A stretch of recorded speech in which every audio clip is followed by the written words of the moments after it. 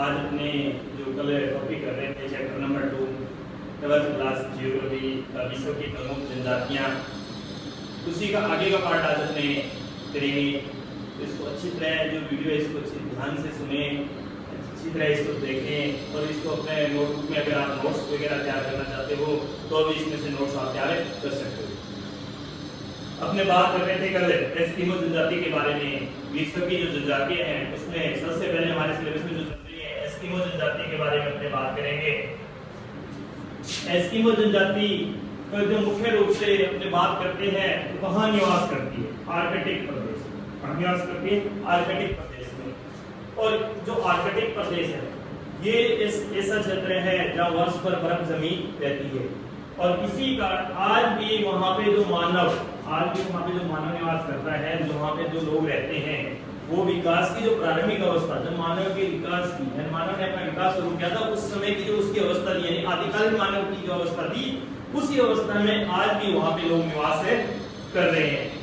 तो ये जो एस्किमो है वो भी उसी प्रकार विकास की प्रारंभिक अवस्था में वहाँ पे रह रहे हैं और आज के इनका जो आजीविका है, आजीविका मतलब अपने जीवन यापन भरण पोषण करना है, अपने परिवार का भरण पोषण करना है, उसके लिए किन किन साधनों का उपयोग करते हैं, यानी अपना आजीविका किस प्रकार चलाते हैं। एक तो ये शिकार का कार्य करते हैं, शिकार आखेट का मतलब होता है शिकार। दूसरा आता है भोजन संग्रहण, कंदमूल वगैरह फल वगैरह है उनका संग्रहण करना है, उसके द्वारा अपना एक भोजन वगैरह अपने प्राप्त करते हैं।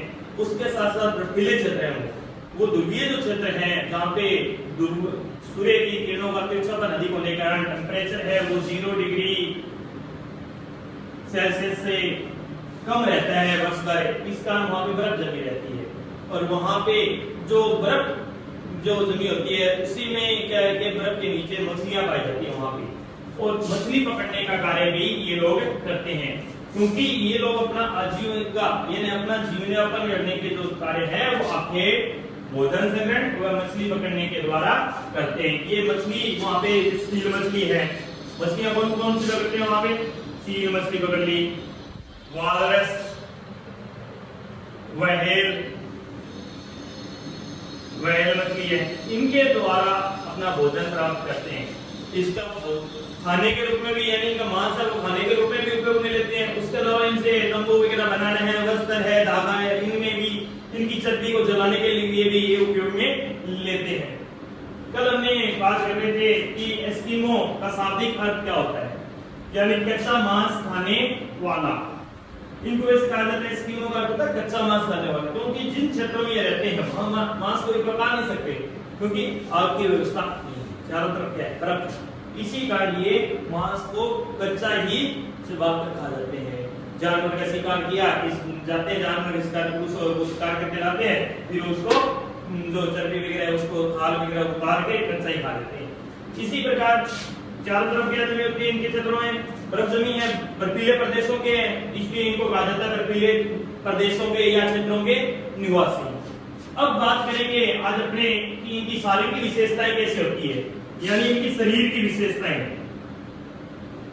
शरीर की इनकी विशेषताओं के बारे में बात करेंगे कि इनका शरीर कैसा होता है, इनकी बनावट कैसी होती है, इनके बाल कैसे होते हैं, त्वचा कैसी होती है, इन बारे में बात करते हैं। सबसे पहले से बात करते हैं शारीरिक विशेषताओं में चेहरा, यानी इनका चेहरा कैसा होता है। यानी ये हमारा जो फेस है, फेस कैसा होता है इनका, हमारे जैसे होता है या अलग होता है। इनका जो फेस होता है वो सपाट व चौड़ा होता है, यानी चौड़ा हुआ फेस और सपाट समतल हुआ, यानी इनका चेहरा कैसा हो गया, सपाट व चौड़ा। उसके बाद आता है चेहरे के बाद इनकी त्वचा, ये जो चमड़ी है, चमड़ी का रंग कैसा होता है। अब चमड़ी का जो त्वचा है हमारा जैसे किसी का काला होता है, किसी का सफेद होता है, किसी का भूरा होता है, लेकिन इनकी चमड़ी का रंग है वो भूरा तो होता है लेकिन उसमें भी कुछ से क्या होता है, पीलापन होता है।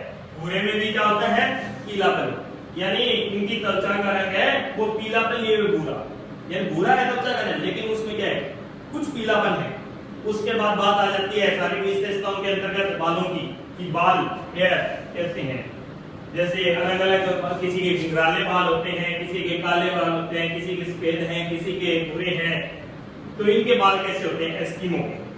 अब एस्किमो के जो बाल होते हैं वो भद्दे व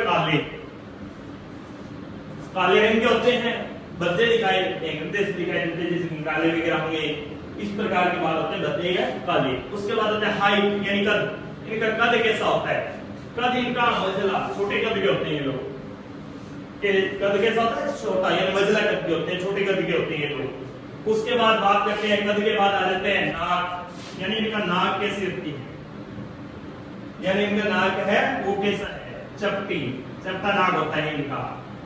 उसके बाद आंखें, ये भी सारी विशेषताएं हैं। आंखें कैसी होती है, गहरी, कथई, तिरछी, यह तिरछी होती है, गहरी अंदर की तरफ ज्यादा होती है और कथई होती है।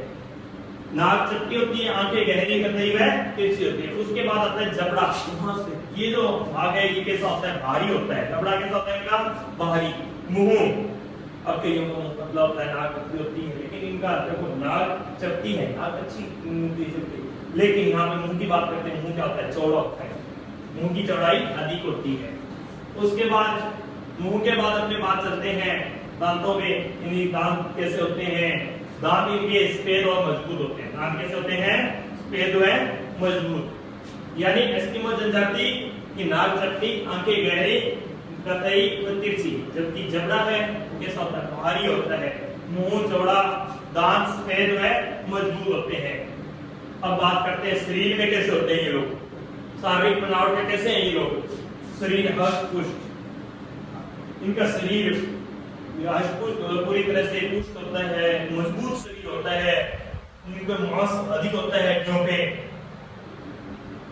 अब उसके बाद इनकी विशेषताएं आती है कि कितना भी घोर यानी कितना भी भयंकर संकट आ जाए, उस संकट काल में, कितने भी भयंकर संकट काल आता है, उस संकट काल में ये अपनी स्थिरता, गंभीरता और विवेक, अपनी बुद्धि को बनाए रखते हैं, उससे घबराते नहीं है। कितना भी भयंकर संकट इनके सामने आ जाए, लेकिन उससे ये लोग घबराएंगे नहीं कभी, उसका डट कर सामना करेंगे। ये नहीं कि घबरा कर छोड़ दिए, अपने लिए छोड़ो, अपने इससे डर लगता है, ये नहीं करेंगे।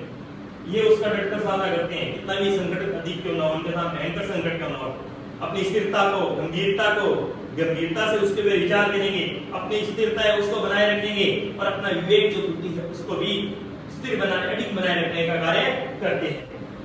स्वभाव से इनका स्वभाव कैसा होता है, अब अलग अलग स्वभाव के लोग होते हैं, तो अपने बात करें एस्किमो के, इनका स्वभाव कैसा होता है, इनका स्वभाव होता है सरल, जैसा स्वभाव होता है सरल स्वभाव होता है। उसके अलावा इनकी प्रवृत्ति हंसमुख प्रवृत्ति के होते हैं, हंसमुख चेहरा होता है इनका, खिले खिले चेहरे वाले होते हैं लोग। ये नहीं कि मायूस से रहते हैं, मायूस नहीं रहते कभी भी, सरलता से भी मिलना है, सरलता इनके जीवन में पाई जाती है। उसके साथ हंसी मजाक भी करते हैं, हंसमुख रहते हैं, कभी उदास नहीं रहते ये लोग।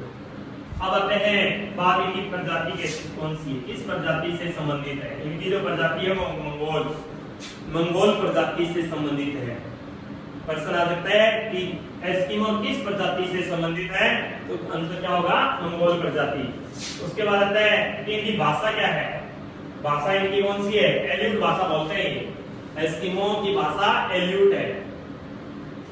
उसके बाद बात करते हैं, ये तो इनकी सारी विशेषताएं होगी, इनका क्षेत्र हो गया, उसके अलावा आजीविका के साधन हो गए हैं, और इसका साथ ही करते हैं सारी विशेषताएं हैं, प्रजाति, भाषा। अब बात करते हैं निवास क्षेत्र, कहाँ निवास करते हैं ये लोग। विश्व के अंतर्गत ये हमारी जो पृथ्वी है उसमें जो ध्रुवीय क्षेत्र है, जहाँ पे क्या है कि बर्फ जमी रहती है, ध्रुवीय क्षेत्र जो ये अलास्का का क्षेत्र ऊपर वाला हिस्सा है, यहाँ पे आर्कटिक प्रदेश में जहाँ पे क्या जमी रहती है, बर्फ जमी रहती है, बर्फीले क्षेत्रों में रहते हैं ये लोग, 0 डिग्री से कम तापमान के क्षेत्रों में रहते हैं ये लोग। और मुख्य रूप से 2 प्रदेश आते हैं इनके निवास के अंतर्गत, एक तो आर्कटिक प्रदेश और दूसरा आता है टुंड्रा। आर्कटिक और टुंड्रा प्रदेश में निवास करते हैं। अब आर्कटिक और टुंड्रा प्रदेश अपने कर रहे हैं कि आर्कटिक और टुंड्रा में रहते हैं, लेकिन कहां से कहां तक रहते हैं, कहां से शुरू होते हैं, ये अलास्का, यहाँ पे अलास्का जो है अलास्का से शुरू होते हैं, फिर इस प्रकार ये कनाडा का, उत्तरी कनाडा का क्षेत्र आ जाता है, फिर यहाँ पे ग्रीनलैंड, और उसके बाद उत्तरी साइबेरिया का क्षेत्र, यहाँ पे निवास करते हैं। यानी अलास्का से शुरू होते बेरिंग जलडमरू मध्य तक, अलास्का से बेरिंग जलडमरू मध्य, बेरिंग जलडमरू मध्य मतलब एक जल संधि है बेरिंग, बेरिंग ये क्या है, जल संधि है। अलास्का से इनके निवास क्षेत्र शुरू होता है और बेरिंग जल संधि तक ये लोग निवास करते हैं। और मुख्य रूप से जो इनके निवास क्षेत्र हैं वो कौन कौन से हैं, अलास्का में रहते हैं ये लोग, कनाडा में भी रहते हैं। कनाडा में उत्तरी भाग आता है कनाडा का, जहां पे बर्फ जमी रहती है, 0 डिग्री से कम तापमान होता है उस क्षेत्र में। उसके बाद आता है वो आता है ग्रीनलैंड, उसके बाद आता है ग्रीनलैंड में। उसके बाद उत्तरी साइबेरिया, उत्तरी साइबेरिया, अलास्का, ये निवास क्षेत्र में क्या लिखोगे आप, अलास्का, कनाडा, ग्रीनलैंड व उत्तरी साइबेरिया, ये क्षेत्र है। उसके बाद अब इनको अलग अलग क्षेत्रों में अलग अलग नामों से जाना जाता है। जिन क्षेत्रों में निवास करते हैं वहां इनके नाम अलग अलग हैं। इनमें हमने जैसे देखते हैं कि सबसे पहले बात कर लेते हैं कनाडा यानी अलास्का क्षेत्र है, ग्रीनलैंड है, यहाँ पे इनको किस नाम से जाना जाता है, यानी अलास्का, कनाडा और ग्रीनलैंड में यहाँ पे इनको एस्किमो के नाम से जाना जाता है। क्या कहा जाता है इनको, एस्किमो, यानी उत्तरी कनाडा और ग्रीनलैंड है वहां पे एस्किमो कहते हैं। उसके बाद एक प्रदेश आता है स्कैंडिनेविया। कौन सा प्रदेश आता है, स्कैंडिनेविया। उस स्कैंडिनेविया प्रदेश के अंतर्गत इनको लैप्स कहते हैं। क्या कहा जाता है इनको, लैप्स। उसके बाद उत्तरी जो साइबेरिया का प्रदेश है वहां पे इनको 4 नामों से जाना जाता है। उत्तरी साइबेरिया के जो प्रदेश है वहां पे इनको 4 नामों से जाना जाता है। एक तो इनको सेमोइड्स कहते हैं, सेमोइड्स के बाद इनको याकूत के नाम से भी जाना जाता है। उसके बाद चकची और तुम, यानी जो उत्तरी साइबेरिया है वहां इनको सेमोइड्स, याकूत, चकची व तुम के नाम से जाना जाता है।